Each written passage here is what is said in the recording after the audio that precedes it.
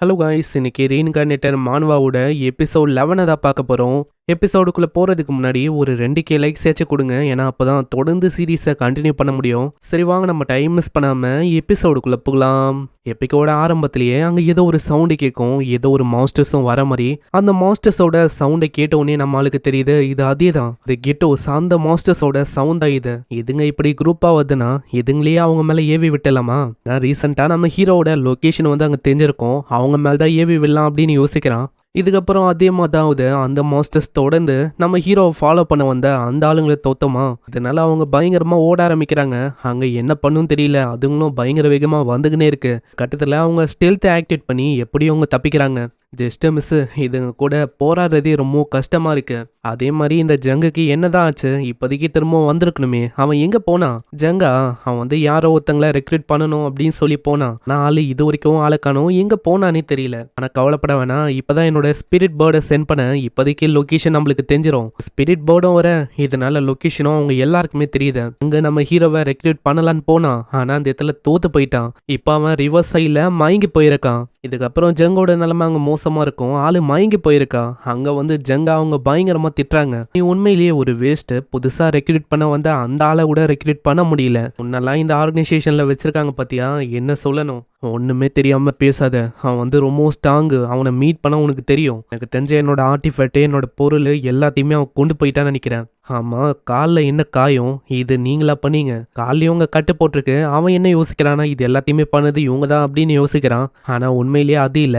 அங்க ஹீரோவும் போறதுக்கு முன்னாடி ஒரு விஷயத்த சொல்லியிருப்பான். ஜங்கு, இப்போதைக்கு நீ தூங்கு. ஏன்னா உன்னோட பாஸுக்காக ஒரு ப்ரெசன்ட்டையும் நான் ரெடி பண்ணியிருக்கேன். அதுக்கு ஜஸ்ட் நீ அங்கே போனாலே போதும். உன்னை வச்சு என்ன பண்ணுறது? என்னதான் நீ ஸ்ட்ராங்காக இருந்தோ என்ன பிரயோஜனம்? உன்னால் இங்கே எதுவுமே பண்ண முடியல. ஆனால் ஏதோ ஒன்று, இந்த விஷயத்தை பற்றி நான் பாஸுக்கும் சொல்லணும்.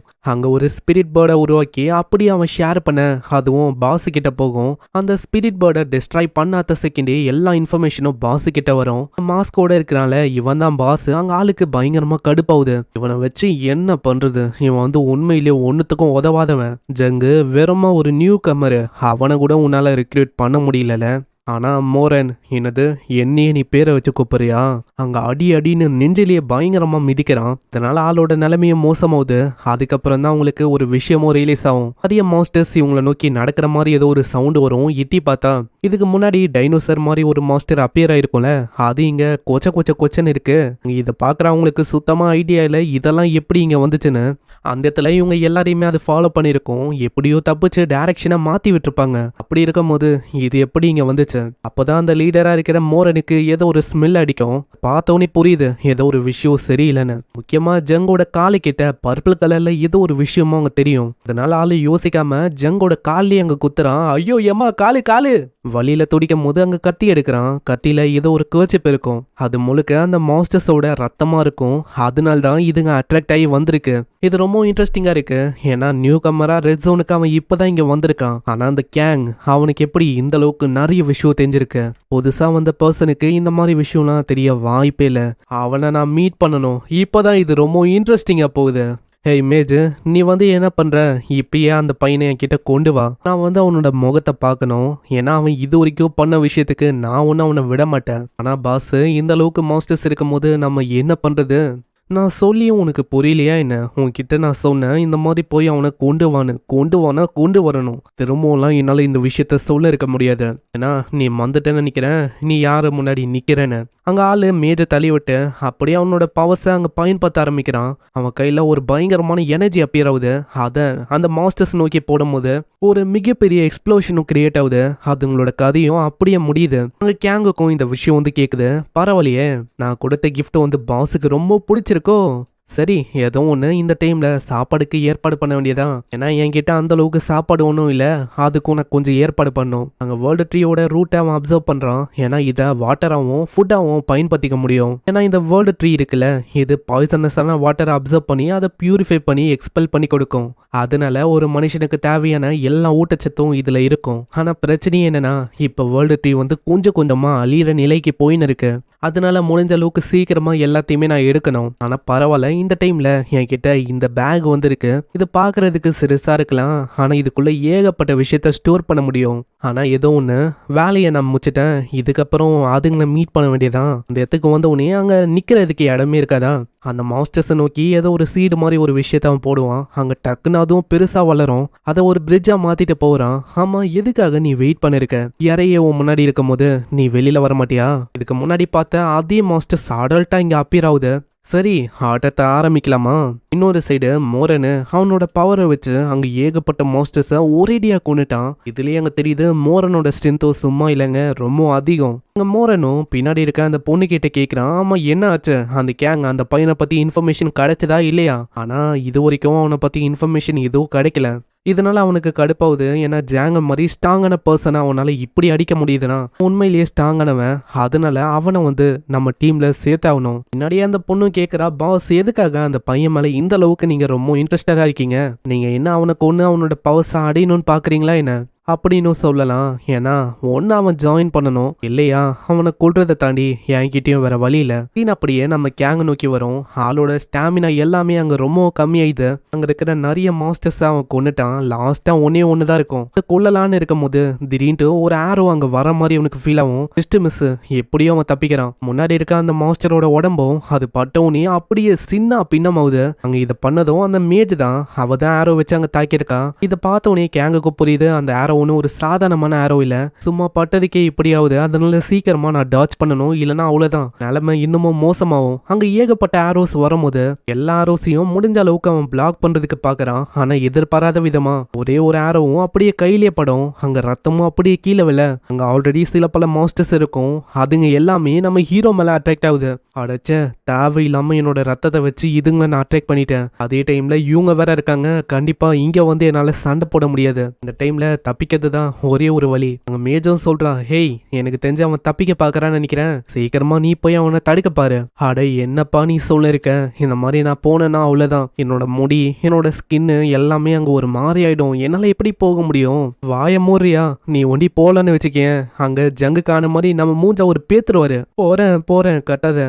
நான் வெறுமா உன்னை உயிரோட பிடிக்கணும் அவ்வளோதானே, இதை நான் பார்த்துக்கிறேன். ஓய் ஹேண்ட்ஸம், நீ ரொம்ப எக்ஸாஸ்ட் ஆயிட்டேன்னு நினைக்கிறேன். நான் உனக்கு ஒரு ப்ராப்பரான ஷோவை காட்டுறேன். இந்த இடத்துல படு வேகமா அப்படியே அவ கொள்ளலான்னு வரா. அங்க ரெண்டு பேருமே பயங்கரமா தாக்கிக்கிறாங்க. கையில கேங்க நோக்கி ஒரு மிருகமும் அப்படியே வரும். கரெக்டான டைம்ல அவனோட சோடை வச்சு கதையை முடிக்கிறான். என்ன ஆச்சு ஹேண்ட்ஸம்? நீ கொஞ்சம் இங்க பாக்குது, ஏன்னா அடிக்கடி நீ டிஸ்ட்ராக்ட் ஆயிர. கொள்ளலான்னு வரும்போது ஜஸ்ட் மிஸ் எப்படியோ கரெக்டான டைம்ல அவன் தப்பிக்கிறான். தப்பிச்சுட்டு ஒரு பயங்கரமான கிக் அடிக்கிறான். இதனால அந்த பொண்ணும் அப்படியே தூரமா போய் விழுறான். ஹேண்ட்ஸம், நான் யோசிக்கல நீ கேவலமா என்னோட மூஞ்சில இப்படி அடிப்பேன்னு. என்னோட மூஞ்சில நீ கூட உருவாக்கிட்டல, இதுக்காகவே உன்னை கொல்லாம நான் விட மாட்டேன். அங்க கேங்குக்கு புரியுது, இதே மாதிரி போச்சுன்னா நிலைமை இன்னமும் மோசமாயிடும். ஒரு சைடு இங்க இருக்கிற ஒரு மிருகமும் நம்ம கேங்க தான் டார்கெட் பண்ணிருக்கு. அதுல இவங்க வேற. அதனாலேயே அந்த பொண்ணு மில்லி, அவளுக்கு தான் சிச்சுவேஷன் ரொம்ப ஃபேவரா இருக்கு. இதை நான் ஃபர்ஸ்ட் மாத்தணும். அதுல ரிங்கோட செகண்ட் அத்தாரிட்டியை அவன் பயன்படுத்துறான். இதையும் மில்லி பாக்குறான். ஆனா மில்லிக்கு ஐடியா இல்ல அவன் என்ன பண்றான்னு. இதுக்கு முன்னாடி ஜங்கு அந்த சோட பெருசாக்கிருப்பான்ல, அதே மாதிரி நம்ம ஹீரோ பயங்கர வேகமா தாக்குறான். ஏய், இது ஜங்கோட மூதானே, ஜங்கோட அதே பிளேடு இது, அது எப்படி உன்கிட்ட இருக்கு? ஆனா ஏதோ ஒண்ணு என்ன யோசிச்ச, இந்த மாதிரி சின்ன அட்டாக் வச்சு என்னோட கதையை முச்சலான்னு யோசிச்சியா? எனக்கு இதனாலாம் பெருசா எதுவும் ஆகாதுப்பா, ஏன்னா நான் ரொம்ப ஸ்ட்ராங்கு. ஆனா அப்புறம் தான் அவ கையை பாக்குறா. கையில ஒரு காயமும் இருக்கு. கையில தெரியாதனமா அந்த அட்டாக் பட்டிருக்கும். காயம் என்னதான் சிறுசா இருந்தாலும் அந்த அட்டாக்னால அது கொஞ்சம் கொஞ்சமா பெருசாகுது. அங்க ரத்தமும் கொஞ்சம் கொஞ்சமா அப்படியே கீழே விழ அங்க அவளுக்கு சுத்தமா ஐடியா இல்லை என்னதான் ஆகுதுன்னு. ஏன்னா அந்த காயம் ஸ்டார்டிங்ல ரொம்ப சின்னதா இருந்துச்சு, இப்போ என்னன்னா பெருசாயினே இருக்கு. ஹீலும் ஆகல.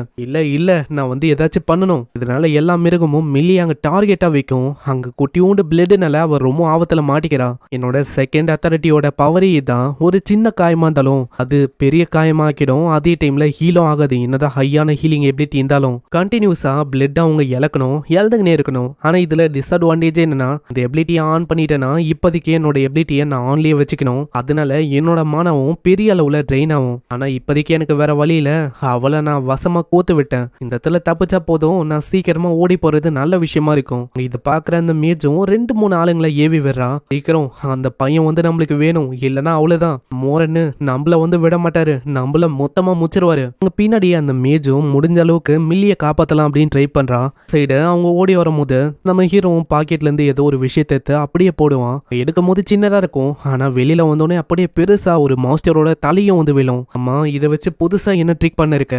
முன்னாடி டைனோசர் மாதிரி ஏதோ ஒரு மாஸ்டர் அப்பியர் ஆயிருக்கும்ல, அதோட தலை தான் இது, அதை ஆளு தூக்கி போட்டிருக்கான். ஆமா இதை வச்சு நீ பெருசா என்ன பண்ண முடியும்னு யோசிக்கிறேன்.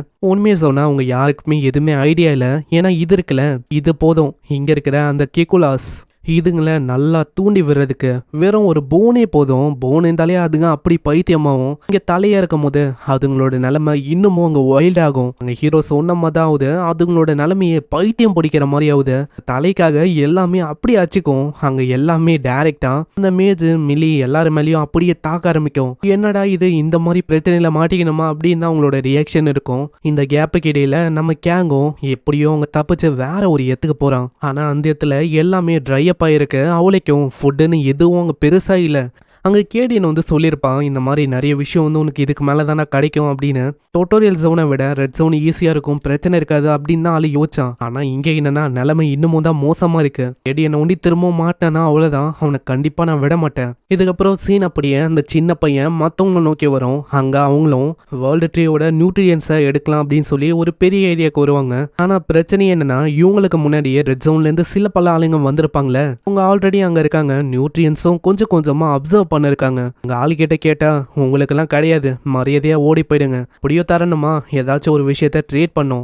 என்ன நீங்க சொல்றீங்க, நாங்க பல நாளா எதுவுமே சாப்பிடல. ஸ்டார்டிங்ல இங்க வரும்போது ஏதோ அவங்க கொஞ்சம் குத்தாங்க, ஆனா இப்போ வந்து அது கூட கிடையாது, நீங்க தான் தேடி கண்டுபிடிக்கணும் அப்படின்னு சொல்லிட்டாங்க. அப்படியா, எங்களுக்கு அதை பத்திலாம் கவலையே இல்லை. ஏன்னா இந்த ரூட் இருக்குல்ல, இது எங்க கிளானோட இது, அதனால இங்க வந்து தேவையில்லாம நீங்க வரக்கூடாது. இது எல்லாமே எங்களுக்கு தான் சொந்தம், அதையும் மீறி வரணும்னு ஆசைப்பட்டீங்க, அவ்வளவுதான், உங்க கதையை முச்சு விட்டுருவேன். ஆனா உங்களை கொள்றதுலயும் பிரயோஜனம் இல்லை. ஏன்னா உங்க மூலமா பெருசா ஒன்றும் எதுவும் ஸ்கில் எல்லாம் கிடைக்காது. நான் நீங்களே ரொம்ப வீக், இதனால அவங்களுக்கு ரொம்ப கஷ்டமா இருக்கு.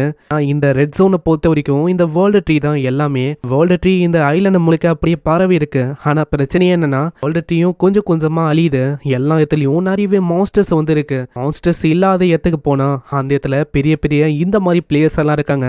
இவங்க எல்லாருமே அந்த சின்ன பையனுக்கு முன்னாடியே வந்த கேங்கு. அதனாலேயே புதுசா வந்த இந்த சின்ன பையன் மத்தவங்க யாருக்குமே அங்க ஃபுட்டும் இல்ல. அவங்க போகலான்னு இருக்கும் போது, ஆமா யாரா நீ, எங்களை ஏன்டா இப்படி பண்ற அப்படின்னு ஒரு வாய்ஸ் கேட்கும். இதுக்கு முன்னாடி கிடையாது, மரியாதையா ஓடி போயிடுங்க இல்லைன்னா கொன்றுவேன் இப்படின்னு சொல்லியிருப்பான்ல, அந்த பர்சனை பயங்கரமா வடிக்கிறான். அப்புறம் அந்த சின்ன பையனுக்கு தெரியுது அது வேற யாரும் இல்ல, அது நம்ம கேங் தானே. அங்க இதை பாக்குற மொத்தவங்களும் அப்படி ஷாக் ஆகுறாங்க. லீடரோட நிலைமை இந்த அளவு மோசமாயிச்சா, இப்போ நம்ம நிலைமெல்லாம் என்ன ஆகுமோ, இதனால இருந்தா பிரச்சனைன்னு சொல்லி பாஸ் கூட அப்படியே இவங்க ஓடி போயிடறாங்க. அங்க இதுக்கப்புறம் எல்லாருமே அங்க ஃபுட்டை எடுக்க ஆரம்பிக்கிறாங்க. அந்த பையனுக்கும் இப்பதான் ரொம்ப நிம்மதியா இருக்கு. ஃபுட்டை பத்தி இதுக்கு மேல கவலைப்பட வேணாம்னு நினைக்கிறேன். கேங்கும் அதுல இருந்து உரியும் போது பின்னாடியே அவன் கேட்கறான், அட கேங் இது நீங்க தானே, ரொம்ப நாள் ஆச்சு உங்களை பார்த்து, என்னை பத்தி உனக்கு தெரியுமா என்ன, நீங்க என்ன மறந்துட்டீங்களா, நான் இதுக்கு முன்னாடி உங்க கூடியே தான் வந்தேன், நம்ம எல்லாருமே ஒரே ஷிப்ல ஒன்னா டிராவல் ஆனோம், என்னோட பேரை பத்தி நான் உங்களுக்கு சொல்லவே இல்லை, என்னோட பேரு ஜோஹான், உங்களை சந்திச்சதுல ரொம்ப சந்தோஷம், நான் நீங்க ஒண்டி இல்லைன்னா அவ்வளவுதான், இப்போதைக்கு ஃபுட்டு எதுவுமே எங்களுக்கு இல்லாம ரொம்ப கஷ்டமா இருந்திருக்கும், நீ தேங்க்ஸ் எல்லாம் சொல்ல வேணா, நானே ஃபுட்டு கேட்கும் போது கிடையாது அப்படின்னு சொன்னாங்க. அடுப்பான வேகத்துல பயங்கரமா உங்களை புரட்டி ஏத்துட்டேன், மற்றபடி எதுவும் இல்லை. நான் வந்து உங்ககிட்ட ஒரு ரெக்வஸ்ட் கேட்கலாமா, அது என்னன்னா அந்த பெரிய ஷிப் வந்து எங்களுக்கு வேணும், ஏன்னா இந்த இடத்துல இதுக்கு மேலேயும் இருந்தா பெரிய பிரச்சனை கிரியேட் ஆகும், ஆனா நம்மளால முடியாது அப்படின்னு சொல்லிடுறான். ஆனா நீங்க என்ன பேசுறீங்க, ஏன்னா இந்த இடத்துல கொஞ்சம் கொஞ்சமா இந்த ட்ரீயும் ட்ரை அப் ஆயின்னு இருக்கு, இதே மாதிரி போச்சுன்னா இதுக்கப்புறம் அந்த ஃபிஷ் வந்து மொத்தமா இந்த ட்ரீயோட ரூட்டை மொழிகிடும், நம்மளுக்கு எதுவுமே இருக்காது, அதை பத்தி நீங்க கவலைப்பட வேணாம், நான் இருக்கல, இதுக்கப்புறம் அந்த பிரச்சனை வந்து வராது, நான் அதோட கதையை முடிக்க போறேன். இது கேட்கிற அந்த சின்ன பையன் ஜோஹான் ரொம்ப ஆச்சரியமா வரான். அது நீங்க வந்து அந்த ஃபிஷ்ஷோட கதையை முடிக்க போறீங்களா, அதுக்கு வாய்ப்பே இல்லை, ஏன்னா அது அவ்வளோ பெரிய ஃபிஷ், அப்படி இருக்கும் போது எப்படி அதெல்லாம் முடிக்க முடியும். நம்ம ஹீரோவும் அதை தான் யோசிக்கிறான், என்ன இது ஆனா ஓனா எல்லார்கிட்டையும் இதை சொல்லும் போது ஏன் தான் இப்படி சொல்றாங்களோ, நான் யாருக்கிட்ட சொன்னாலும் இந்த விஷயத்த நம்பவே மாட்டாங்க. அங்க ஜோஹானா சொல்றான், இதுக்கு முன்னாடி நீ ஏகப்பட்ட விஷயங்களை பண்ண, அது எல்லாமே ஓகே தான், ஆனா இந்த விஷயத்த உங்களால பண்ண முடியுமான்னு கேட்டா அது டவுட்டு தான், உங்களால எப்படி எல்லாரையுமே காப்பாற்ற முடியும், இதே கொஸ்டின் நான் ஃபியூச்சர்ல இருக்கும் போது எனக்கு அப்பியர் ஆச்சு, நான் வந்து எப்படி எல்லாரையுமே காப்பாற்ற முடியும்னு. ஆனா மத்தவங்க எல்லாருமே நம்பினாங்க என்னால முடியும்னு. ஆனா நான் யோசிக்கிறேன், என்னால உண்மையிலேயே முடியுமா என்ன? அங்க பின்னாடி அந்த சின்ன பையனும் பயந்து போயிடறான். என்ன நம்ம கேங் திடீர்னு அங்க நின்ட்டான், அதனால அவன் சொன்னனால ஏதாச்சும் யோசிக்கிறானா அப்படின்னு அவன் யோசிக்கிறான். நீங்க ஒன்னும் பெருசா நான் சொன்னதை எத்துக்காதீங்க. ஆனா நம்ம ஹீரோ ஏதோ ஒரு ராக் அங்க கொடுக்குறான். இது இமிடேஷன் ஸ்டோனு, கண்டிப்பா டைம் வரும்போது உனக்கு உதவியா இருக்கும். அங்க சின்ன பையனும் அதை பார்த்து தான் யோசிக்கிறான், இதா ஒரு குத்திருக்காருன்னா கண்டிப்பா இதுக்கு பின்னாடி ஏதாச்சும் ஒரு விஷயம் இருக்கும். இது வரைக்கும் ஏகப்பட்ட நம்பவே முடியாத விஷயங்களா அவர் பண்ணாரு. அந்த இடத்துல எல்லாருமே சாக வேண்டியது. அந்த டைம்ல யாராலையுமே கொல்ல முடியாத ஒரு மாஸ்டர் இருக்கும்னு ஒரு மிகப்பெரிய போட்டை அவர் கிரியேட் பண்ணாரு. நாங்க எல்லாருமே பாசிபிளி இந்த மாதிரி ஒரு இடத்துல இருக்கிறதுக்கு காரணமே அவரு தான். அதனால அவரு மேல நம்பிக்கையை வைக்க வேண்டியதான். இதுக்கப்புறம் நம்ம ஹீரோவும் டைரக்டா அங்க சோஃபியாவை மீட் பண்றதுக்கு ஓடி போறான். அங்க சோஃபியாவும் அதுக்கேற்ற மாதிரி வெயிட் பண்ணிருக்கான். அங்க ஃபைனலி வந்துட்டு, அம்மா என்ன ஆச்சு சோஃபியா, நான் கேதர் பண்ண மாதிரி நீயும் நான் சொன்ன மெட்டீரியலை கேதர் பண்ணிட்டியா? நீ சொன்ன மாதிரியே எல்லாத்தையுமே கேதர் பண்ணிட்டேன். ஆனா ஏதோ ஒன்று நான் கொஞ்சம் லேட்டா வந்துட்டேனா? இல்ல அப்படியெல்லாம் இல்லை, நான் தான் கொஞ்சம் சீக்கிரமா வந்துட்டேன். ஆனா உனக்கு தெரியுமா, ரீசெண்டா சில பல ஆளுங்க உன்னை வந்து டார்கெட் பண்றாங்கன்னு நினைக்கிறேன். என்ன தெரியும், சில பல ஆளுங்க வந்தாங்க. ஆனா அவங்களோட டார்கெட்டே நான் இல்ல, முக்கியமா நீ. இதை கேட்டோன்னே நம்ம கேங்குக்கு அங்க தெரியுது, இது வேற யாரும் இல்ல, அந்த மோரன் அவன் தானு. நம்ம ஆளுக்கு இதை பத்திலாம் தெரிஞ்சிருக்கா அப்படின்னு கேட்டோன்னே சோஃபியா ரொம்ப ஷாக் ஆகுறா. நீ கவலைப்பட வேணாம், அவனை நான் டீல் பண்றதுக்கு ஒரு விஷயத்த ஆல்ரெடி அரேஞ்ச் பண்ணிட்டேன். ஆனா மோரன் நீ நினைக்கிற மாதிரி இல்ல, அவன் ரொம்ப ஸ்ட்ராங்கு, கண்டிப்பா உன்னால எதுவுமே பண்ண முடியாது. நம்ம ரெண்டு பேருமே சேர்ந்து ஒர்க் பண்ணலாம். இல்ல வேறமா நான் சொல்ற விஷயத்த ஒண்டி பண்ணு, அதுவே போதும். நான் கொண்டு வர சொன்ன எல்லா மெட்டீரியலையும் ஒரு கார்னருக்கு கொண்டு போ. அதே மாதிரி நான் அந்த மோரனை பாத்துக்கிறேன். ஆனா மோரனோட கேங்க பத்தி உனக்கு தெரியல, அவங்க ரொம்ப ஸ்ட்ராங்கான ஆளுங்க. முக்கியமா அந்த மோரன் அவன் எத்தனை பேரை கொண்டு இருக்கான் அப்படின்னு தெரியுமா? அதனால நம்ம ரெண்டு பேரும் ஒன்னா சேர்ந்துதான் அவனை தோக்கடிக்கணும். இப்பயும் நம்மால வந்து சொல்லிடுறான், இது வந்து கடுமையா இருக்கும், அது வந்து தெரியும், இருந்தாலும் நான் வந்து பாத்துக்கிறேன். ஏன்னா ஆல்ரெடி அவன் என்னோட ட்ராப்ல வசமா மாட்டிக்கினான். சீன் அப்படியே ஜோஹான் அந்த சின்ன பையனை நோக்கி வரும். அந்த பையன் மோரன் கிட்ட மாட்டிக்கினான். எல்லாரையுமே ஆளு மயக்கமாக்கி வச்சிருக்கான். அந்த பையன் கிட்ட தான் கேங்க பத்தி அவன் கேட்கறான். கேங் வந்து எங்க, மரியாதையா சொல்றியா இல்ல இந்த இடத்துல நீ சாக போறியா? இந்த டைம்ல நம்ம ஹீரோ கொடுத்த அந்த மிரர் ஆர்டிஃபேக்டும் அங்க ஆக்டிவேட் ஆகுது. அங்க சின்ன பையனும் எவ்வளவோ சொல்லி பாக்குறான், கேங்க பத்தி எனக்கு உண்மையிலேயே எதுவும் தெரியாது, அவன் எங்க இருக்கான் அது கூட எனக்கு தெரியாதுங்க, விட்டுருங்க. உன்னோட பேரு வந்து ஜோஹான் தானே, நீ வந்து நல்லாவே பொய் சொல்ற தம்பி. அங்க ஜோஹானோட மண்டையை கீழே பயங்கர வேகமா அடிக்கிறான். தம்பி உனக்கு என்னமோ விஷயம் வந்து புரியலன்னு நினைக்கிறேன். நான் எந்த அளவுக்கு ரொம்ப சீரியஸா உங்ககிட்ட கேட்கறேன்னு. ஏன்னா என்கிட்ட ஒரு ட்ராக்கிங்கான ஸ்கில் இருக்கு, அதை வச்சு என்னால சொல்ல முடியுது. உங்ககிட்ட இப்பதான் ரீசெண்டா அந்த கேங் அந்த பைப்புல வந்துட்டு போயிருக்கானு. இதுக்கு முன்னாடி ஏகப்பட்ட ட்ரிக்ஸை என் மேல பயன்படுத்தினா, அதனால எப்படியாச்சும் நான் அவனை மீட் பண்ணணும். அதனால கேங் எங்க அதை சொல்லு. அட நான் சொல்றத நம்புங்க, இந்த மாதிரி எனக்கு தெரியாதுங்க. உனக்கு தெரியாதுன்னா என்கிட்டயும் வேற சாய்ஸ் இல்ல, நீ இந்த இடத்துலயே செத்து போகணும். அங்க கொல்லலான்னு வரும்போது திடீர்னு யாரோ ஒருத்தங்க அங்க வந்த மாதிரி ஃபீல் ஆகும். ஃபைனலி நீ வந்துட்டியா, நான் உனக்காக தான் வெயிட் பண்ண கேங். அங்க தூரத்துல யாரோ ஒருத்தங்க நிக்கிறாங்க. யாருன்னு பார்த்தா நம்ம கேங் தான். என்ன ஆச்சு, எல்லா இடத்துலயும் என்னதான் தேடுற போலியே, அதனால தான் உன்னை தேடி நானே வந்துட்டேன். நீ தான் அந்த கேங்கோ? ஆனா கேங்க நல்லா பார்க்கும் போது அது வந்து ஒரு குளோனு அப்படின்னு அங்க தெரியுது. ஏன்னா நம்ம ஹீரோ ஜோஹானி கிட்ட ஏதோ ஒரு ஆர்டிஃபேக்டை குத்துருப்பான். அது ஆக்டிவேட் ஆனனால தான் நம்ம கேங்கோட ஒரு குளோன் அங்க அப்பியர் ஆயிருக்கு. நீ என்ன யோசிக்கிற, இந்த மாதிரி கேவலமான ட்ரிக்கை வச்சு என்னை ஏமாத்த முடியும்னு யோசிக்கிற? வாய்ப்பில்லை தம்பி. கேங் நான் வந்து உன்னை தேடி வரப்போறேன். நீ முட்டாளாக்குறல, ஆனா இப்போ உன்னோட சென்ட்டை தேடி நானே வரேன். அதே மாதிரி ஜோஹான் நீ வந்து ரொம்ப லக்கியா இருக்க, அதனால தான் இப்போ நீ உயிரோட இருக்கியே. அங்க ஜோஹான் எப்படியும் அங்க தப்பிக்கிறான். இன்னொரு சைடு லேக்கி கிட்ட ஆள் இருக்கான். அங்க நல்லாவே தெரியும் அந்த மோரன் அவன் கண்டிப்பா இங்கதான் வருவான்னு. அதுக்கேத்த மாதிரியே மோரனும் அங்க வரான். ஒரு எலி மாதிரி அங்க இங்கன்னு எத்தனை நாளைக்கு தான் ஓடிக்கினே இருக்க போற? ஃபைனலி உன்னை தேடி நான் வந்துட்டேன். உண்மையிலேயே நீ கிரேட்ஃபுல்லா இருக்கணும். ஏன்னா நான் இதை சொல்றதுக்கு ஒரு காரணம் இருக்கு. ஆனா நான் யோசிக்கல, ஒரு கொடூரமான நாய் மாதிரி நல்லா மோந்து நீ என்னை தேடி வந்துட்டியா? ஆனா ஏதோ ஒண்ணு, நீ வந்தது எனக்கு தான் மிகப்பெரிய ஹெல்ப்பா இருக்க போகுது. என்னது என்ன சொல்ல இருக்க? உண்மையிலேயே நீ பைத்தியம் ஆயிட்டியா என்ன? இந்த இடத்துல நான் வந்து தேடி வந்ததுக்கு காரணம் உன்னை வந்து என்னோட கேங்ல சேர்க்கணும்னு சொல்லிதான். ஆனா நீ சொல்றதெல்லாம் வச்சு பார்த்தா இந்த இடத்துல நீ ஜாயின் பண்ண மாட்டேன்னு நல்லாவே புரியுது. உன்னை நானே என்னோட கையால மொத்தமா நுறுக்கிடலான்னு இருக்கேன். அப்படியா?